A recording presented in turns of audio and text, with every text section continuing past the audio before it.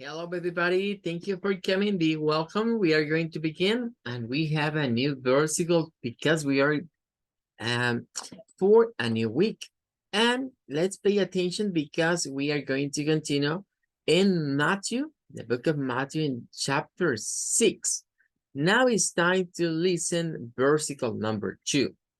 Well, at first, we have to thinking about what is going to be the value because for this week, is like a suggestion. It's a pretty suggestion for our lives. And the value is going to be, well, don't be hypocritical. Don't be hypocritical. Well, and let's see Matthew 6:2. Well, go with me. So, when you give to the needy, do not sound a trumpet before you, as the hypocrites do in the synagogues and on the streets, to be honored by men. Truly, I tell you, they already have their full reward. Well, this is according to the Period Standard Bible. And we have to pay attention for this word. Maybe it can be a little complicated for make the right pronunciation, but we are going to practice. Well, for example, we have to say hypocritical. Don't be hypocritical. Don't be hypocritical. Well, and we have, for example, in this case, hypocrites. Hypocrites is the plural. Hypocrites is the plural. One people, for one people, like the noun, is going to be hyporic. Hyporic. Well, let's see this word according to dictionary.com. If we go here, we are going to find it's a long word for English because it has five syllables. We are going to find five syllables. The first is going to be H, I, and P. In this case, pay attention because for the Y, we are going to say like a short E, son, E, short I, E. And is, well, from H to P, hip. And then for this O is the schwasan, hip, hip, And then for the C, the R, the I, and the T is going to be like crit. If a crit. If a crit. And then we have this only the I, but for short sound. In this case is E. I, a, crit, and then for C, A-L, full. Hypocritical. Well, it's clear it's an adjective and it's going from the hypocrisy. What is that? Pretends having virtue, belief, principles that one doesn't actually possess. Well, or maybe possessing that characteristic of hypocrisy. Well, and what more have here? Well, maybe you are thinking about, well, this word is very similar between Spanish, between and English, and between English, Spanish, and French. Why? Well, because it comes from the Greek.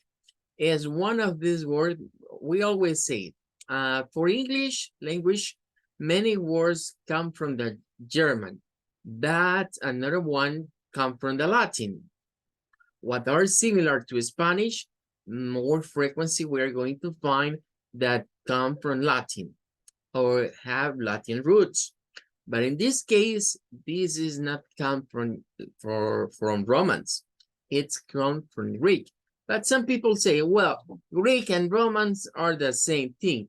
Well, you have reason in that. But For this word, we have to thinking that Greek, they were developing many of the art.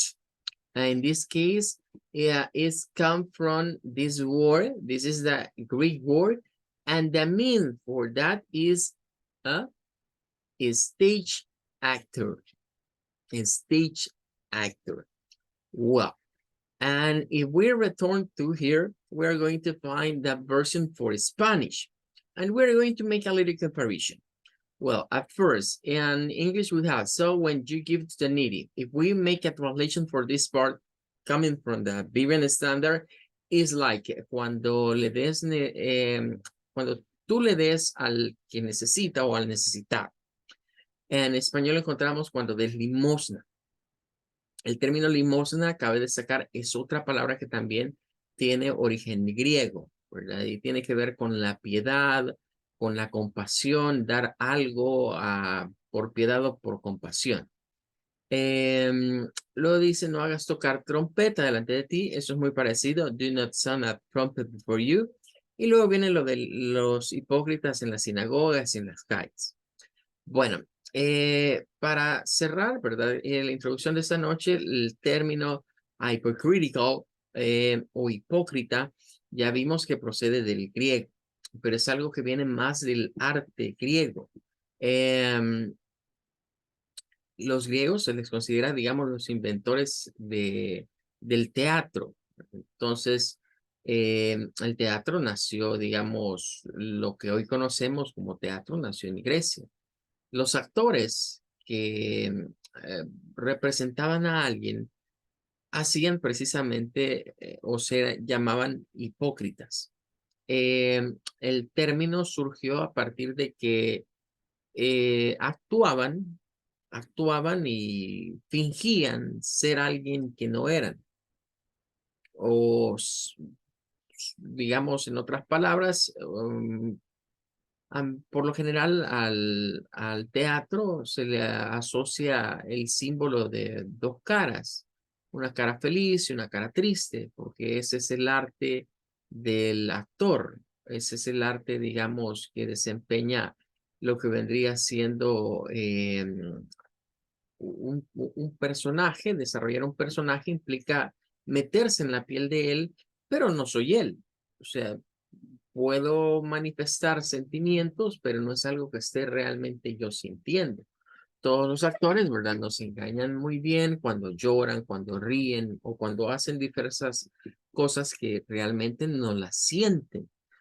Pero sus expresiones, sus emociones o su forma de mostrarse en pantalla nos hace pensar como que sí están sufriendo o como que sí está pasando algo. E incluso a los que son más sensitivos a las actuaciones dicen, ay, pobrecito, pobrecita, cómo está sufriendo. De ahí viene el término hipócrita, que en nuestro caso, pues se aplicaría a personas que están fingiendo, que están actuando o que quieren llevarse el protagonismo. Y miren qué curioso que Jesús compara esa actitud de darle a las personas, o sea, dos cosas. La hipocresía, definiéndola como el religioso, la persona que es normalmente religioso, quiere que los demás vean cuando él ayuda al necesitado. Lo veíamos la semana pasada en la antesala, se nos decía righteous acts, tener cuidado con nuestros actos de justicia, tener cuidado con la manera en la que hacemos caridad. Veíamos algunas versiones que veían a eso, o cuidado con la forma en la que ayudamos al necesitado, que no nos vean. ¿Por qué? Porque en primer lugar estamos actuando, estamos fingiendo que queremos ayudar cuando realmente no queremos ayudar, sino que lo que queremos es ser alabados por los hombres. Y lo mismo es lo que les ocurría a estos personajes de teatro. Cuando se cierra una obra de teatro y los actores lo han representado fenomenalmente, nos han captado, o incluso hoy en las salas de cine se ha vuelto común en las premieres, que cuando es una muy buena película, todo el público se levanta a aplaudirla. Claro, alabados por los hombres, honored by men, ser honrados por los hombres. Well, de eso vamos a estar hablando esta semana. That you know. Ok, antes de irnos a lo de Reading and Conversation, tenía Ulises, nos escribía en la última clase que él tiene una opinion about the first letter, la primera carta de Screwtape Letters. ¿Está listo, Ulises, para compartirla con sus compañeros?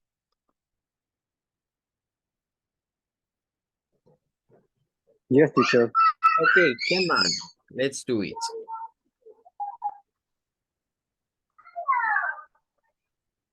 The first letter gives us to demonstrate how human beings are in their reasoning, in how materialism influences us in our life, where we like easy, think and bad habits, where we come to believe in anything without even asking if it is false or true. Clearer observe that what we think is correct, without accepting the correction from someone else. That is one interpretation one good, that it is not necessary to make the patient see reason, but it is enough to let him know that he is strong and powerful and he does not need scientific knowledge because he knows everything.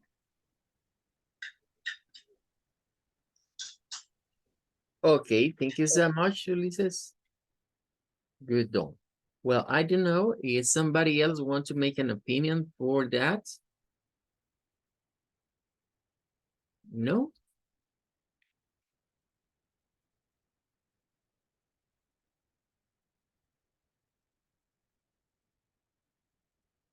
Well, con eso cerraríamos entonces. Les había pedido que si alguno tenía algún comentario, algo que hubiese escrito respecto de lo que aprendió de la primera carta de Screwtopo o de Screwtape, podía compartirlo, ¿verdad? Y el viernes pues ya no alcanzamos a dar ese tiempo.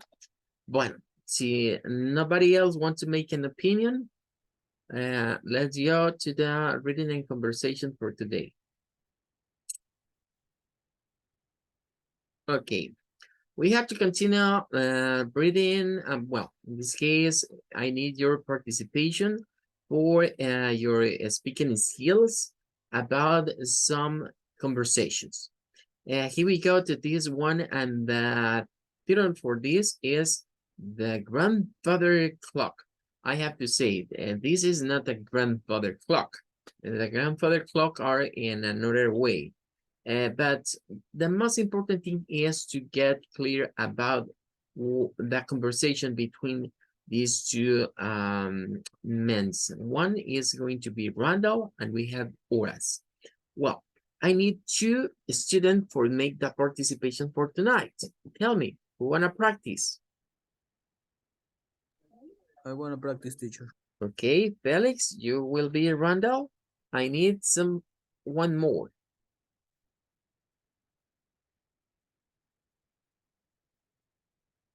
None, don't be ashamed. Who wanna practice tonight? Felix is ready. I need one more.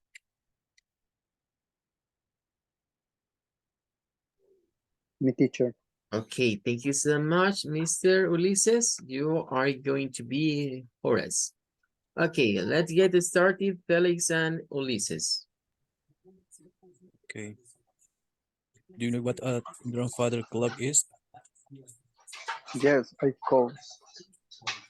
I have some. It is a kind of clock, but what does it look like? Well, they are usually big, about an average person height, and maybe 22, 24 inches wide. And The cloth face is at the top, usually a round face, and many have Roman numerals. go on.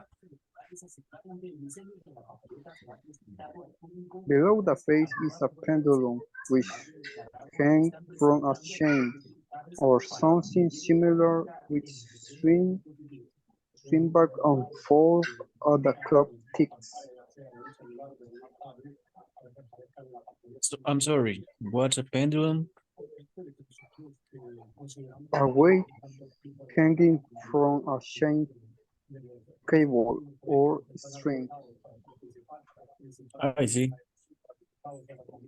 In all the grandfather clocks I have ever seen, the cabinets were made out of wood, usually stained brown.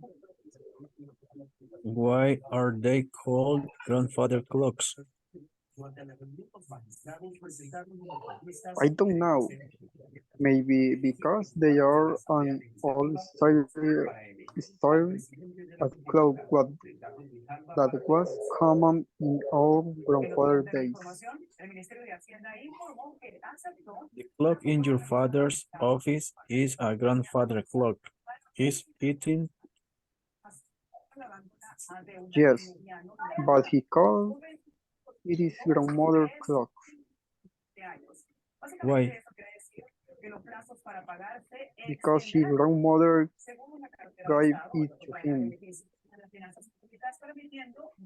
Okay, it's nice. Thank you, Felix, and thank you, Ulises. Thank you. Thank you for your participation. Okay, at first, we have to thinking about what is this term, grandfather clock. Well, I have a question for everybody, and tell me, did you know what is a grandfather clock? Previous to this conversation, maybe you hear something. Have you been hear something about what is a grandfather clock? Tell me, yes or no? Nobody? Did you know what is this kind of clock? Or is the first time that we hear something about this kind of clock?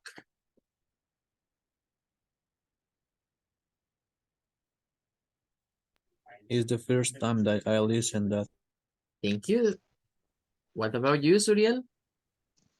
That's the first thing. It's the first time. Well, I think for many people it's going to be the first time that we hear this term. But for English, it's very common. And I say to you, that picture that is in our material is not a grandfather clock, or maybe can be a piece, a part for it. But grandfather clock are like these ones.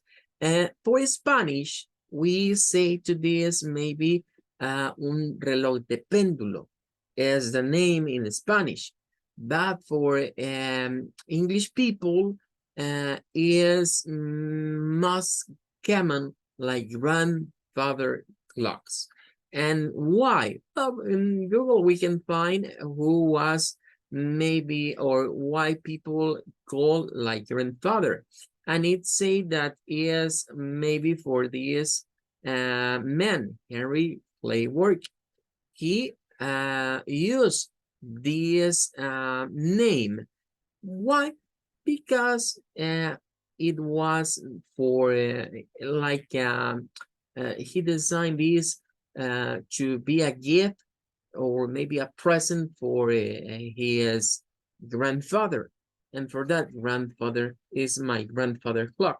Well, but currently, most people in English use this name thinking about that is an old-fashioned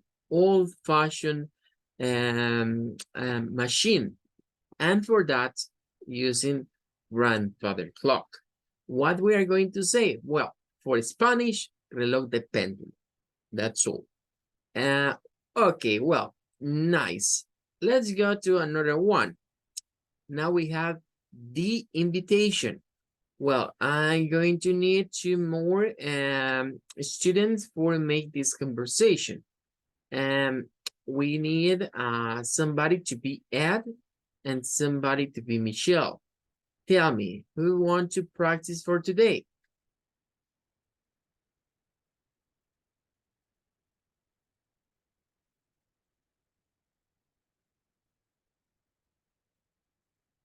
I need 2 more students for make a participation for this conversation. Me, teacher. Okay, David, thank you. You are going to be at, and tell me, who is going to read the initial parts? No matter if it's going to be a man or a woman, no matter about that. The most important, okay, Suriel, thank you. You are going to read the sentences for Michelle. Okay, David and Suriel, get started, please. Hey, hello, Michelle. How are you? I'm fine, thank you. And you? How are you? I'm very, very happy. Hey, why are you very, very happy? Uh, well, because today I'm finished my high school class and got the first place prom. Oh, congratulations. You want to come with me tonight? Tonight. And where place? What will we do? Okay, I invite you to eat out at this new restaurant that if you want fall away for more time and if we end up celebrate, well, I want to fall back onto and you fall in love with that food. Okay, thank you so much, David and Suriel. Good talk. Well, this is another conversation. It's very easy. I think there is not too much thing to explain. We get something interesting because, for example, they are in high school.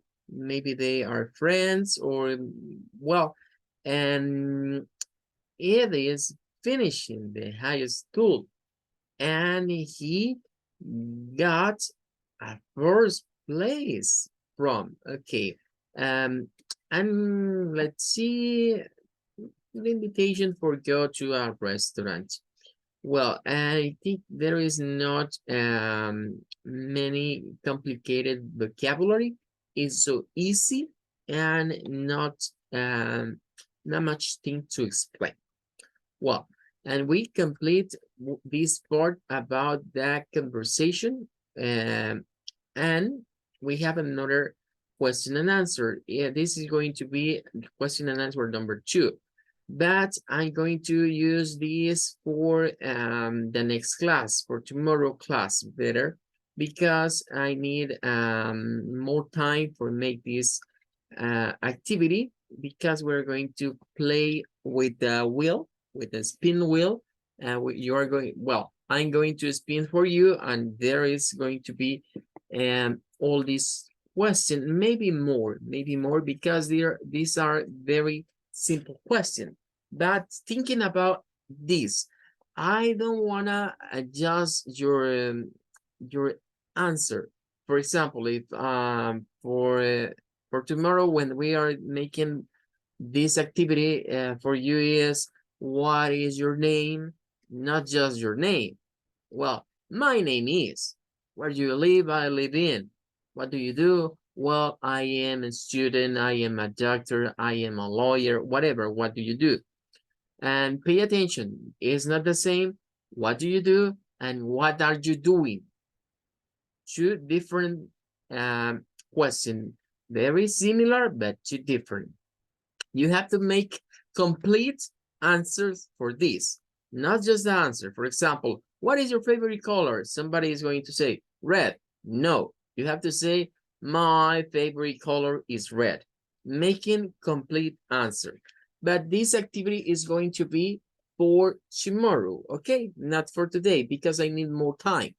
Well, and now we are going to talking about the next letter, and we have to read this for this Friday. I need for this Friday to read letter number 2.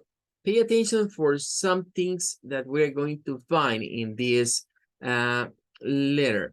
At first, we have to, maybe you have seen something in this book. We find many art.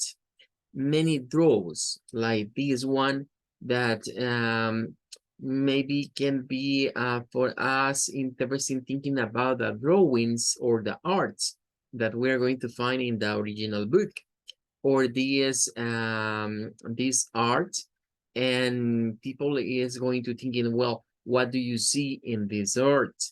And in many letters we're going to find this like an opening, like this part like an opening from the, sorry, I'm going to use another color.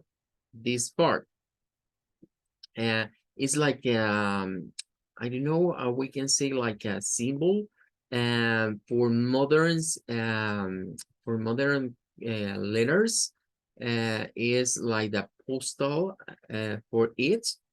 But there is something interesting in this part. Tell me, what do you see, or what do you think about this drawing, or this opening for the text? What is it? What is the form that you find over here? What do you think is this drawing? Tell me. I see a gate. Like a gate. Okay, interesting.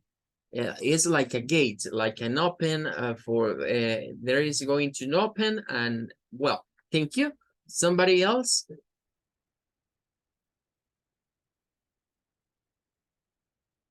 What is that?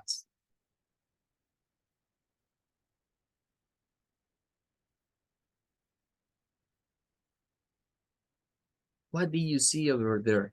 Can you look to some picture, or maybe to some I don't know, to some note for you? What you can see over there?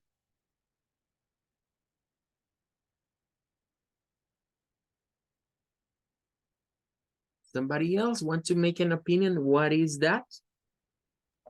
Snakes. Okay, thank you so much.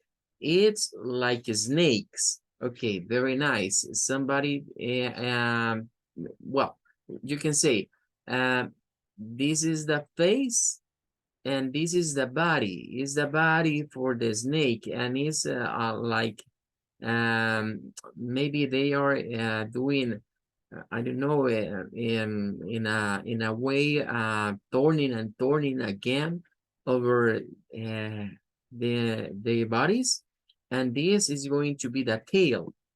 Okay, it could be, or maybe for maybe we can see. Okay, this is one, and this is two, and somebody is going to say, well, I see two snake. For some people, is one snake, or maybe and I don't know, maybe you can say, hey, for me this is like a dragon.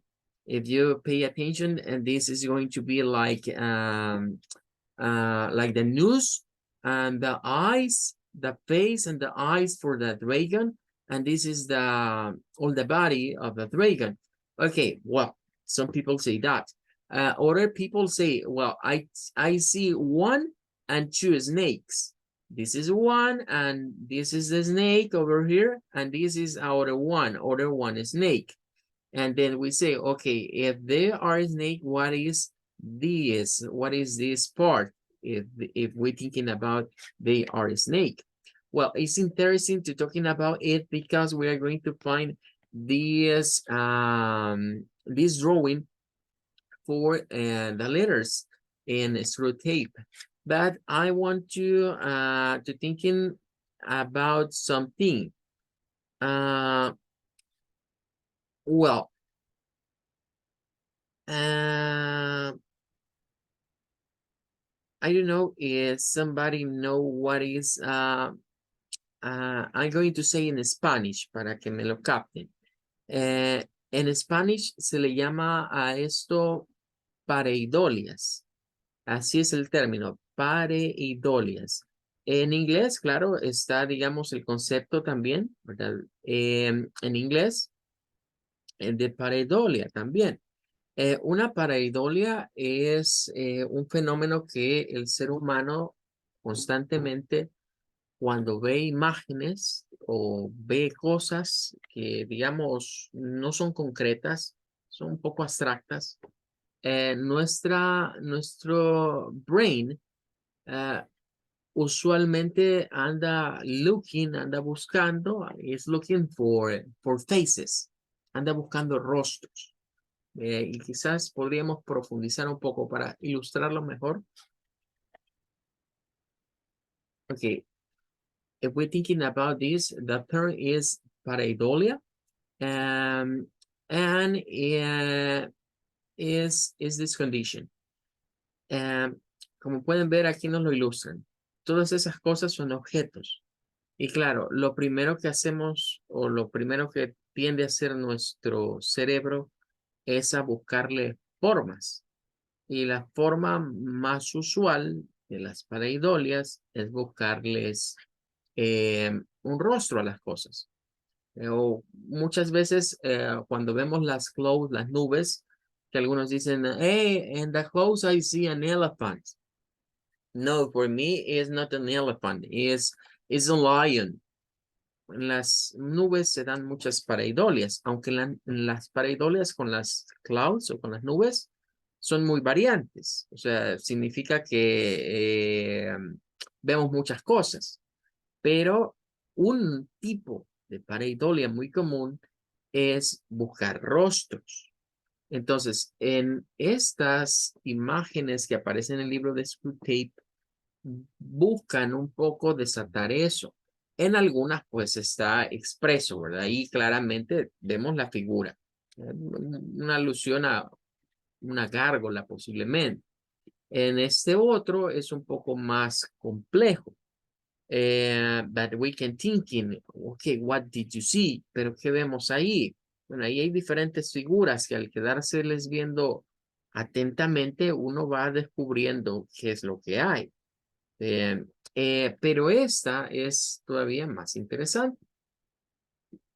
Es un sello de apertura, es algo que se acostumbraba en ciertos momentos de la historia de sellar las cartas con una imagen o, por ejemplo, cuando fueron saliendo las familias, tener un escudo familiar o un sello familiar o algo que representase a las familias o un sello real.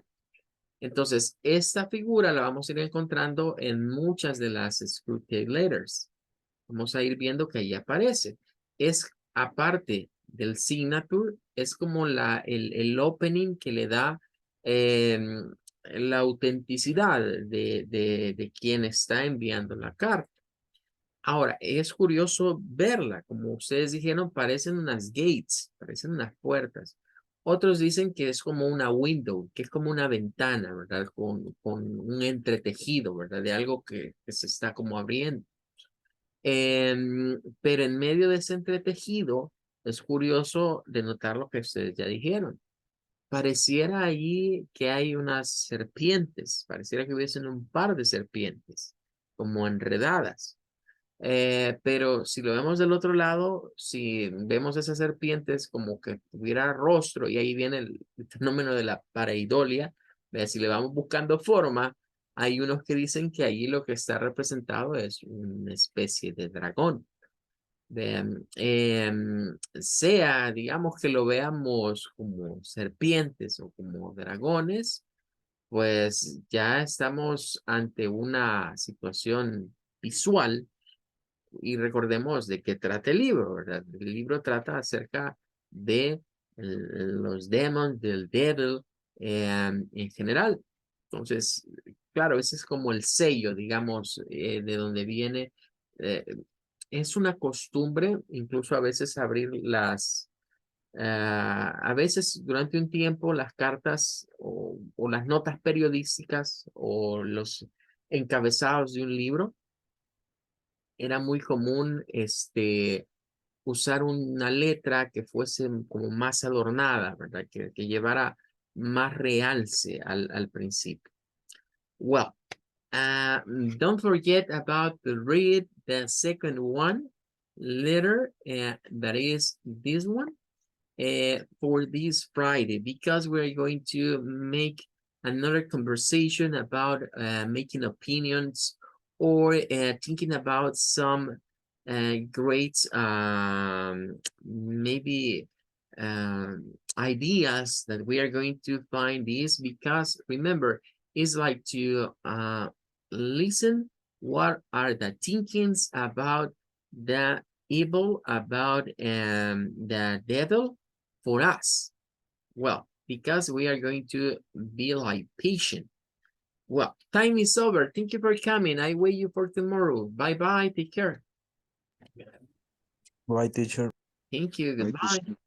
Bye. Goodbye. Have a good one. Thank you.